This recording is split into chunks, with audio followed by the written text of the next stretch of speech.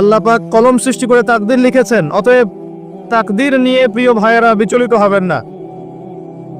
আপনার তাকদীরে যা আছে আপনি পাবেন, যা নাই কোশ্চিন কালেও পাবেন না, ফুল স্টপ।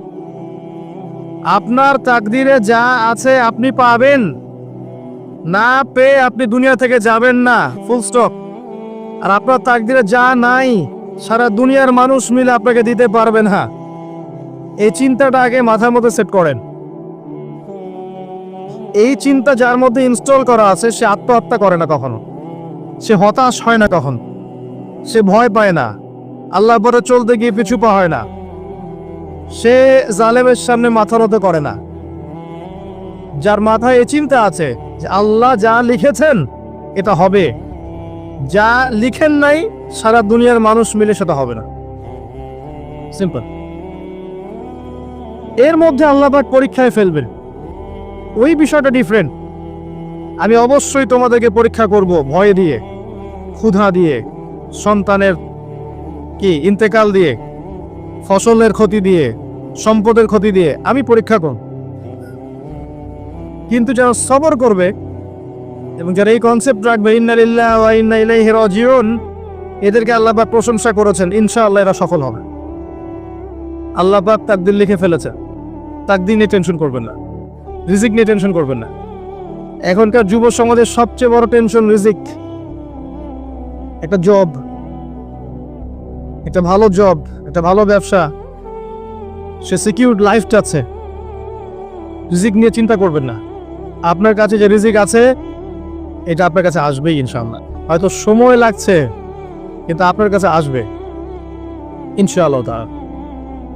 আপনি হালালের উপর থাকবেন, ন্যায়ের উপর থাকবেন, আপনি অন্যায় পথে রিজিক সার্চ করবেন না। আপনার তাকদিরে যে রিজিক আছে আপনার কাছে আসবে ইনশাআল্লাহ। এবার আসেন, আল্লাহ পাক এরপরে সৃষ্টি করেছেন মহাবিশ্ব, এই পুরো মহাবিশ্ব। তাকদির লিখার পরে মহাবিশ্ব কয়দিনে? ফি সিত্তাতি আইয়াম, 6 দিনে। মাত্র 6 দিনে আল্লাহ পাক পুরো মহাবিশ্ব সৃষ্টি করেছেন।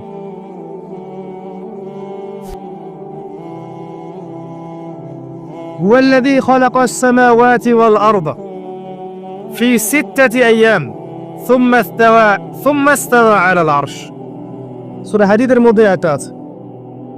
তিনি সে আল্লাহ যিনি এই মহাবিশ্ব সৃষ্টি করেছেন 6 দিনে, এরপরে আরশের উপর সমাসীন হয়েছেন।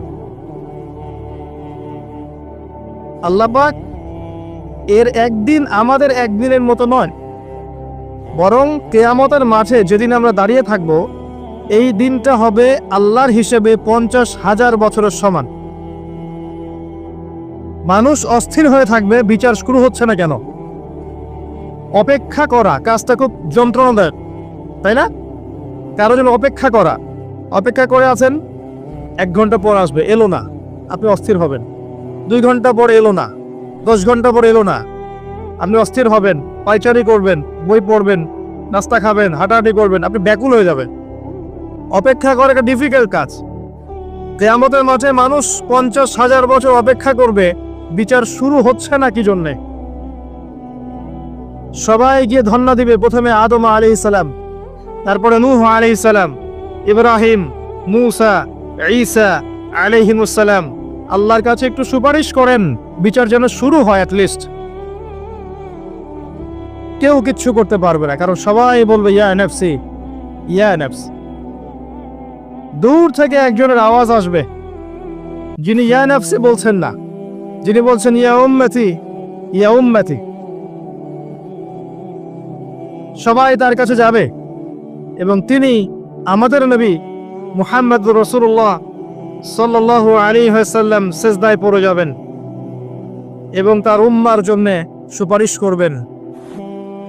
উম্মার কবিরা গুনাহগার ব্যক্তিদেরকে সুপারিশ করে তিনি জান্নাতে নিয়ে যাবেন ইনশাআল্লাহ। আল্লাহ তাকে ওয়াদা করেছেন, হে নবী, তোমার উম্মতের কোনো ব্যক্তি যদি শিরিক না করে আমার সামনে উপস্থিত হয় আমি তাকে মাফ করে দেব ইনশাআল্লাহ। হাদিসে কুদসির মধ্যেও আছে যে হে আদম সন্তান, তুমি যদি দুনিয়ার সমান পাপ নিয়ে, আসমান জমিন সমান পাপ নিয়ে আমার সামনে দাঁড়াও, কিন্তু আমার সাথে কাউকে শরীক করনি, তাহলে আমি আল্লাহ তোমার সামনে আসমান জমিন সমান ক্ষমা নিয়ে উপস্থিত হব ইনশাআল্লাহ। শোনেন, 1999 জন মানুষ জাহান্নামে যাবে।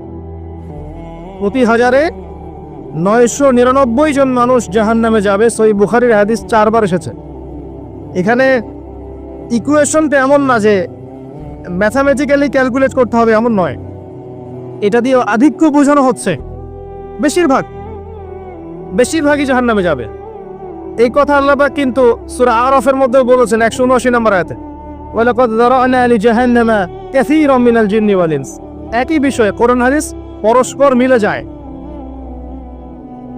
এখানে একটা বিষয় বুঝতে হবে, আল্লাহ পাক বলেছেন সূরা নিসার মধ্যে, ইন্নাল্লাহা লা ইয়াগফিরু আন ইউশরাকা বিহি ওয়া ইয়াগফিরু মা দুনা যালিকা লিমান ইয়াশা।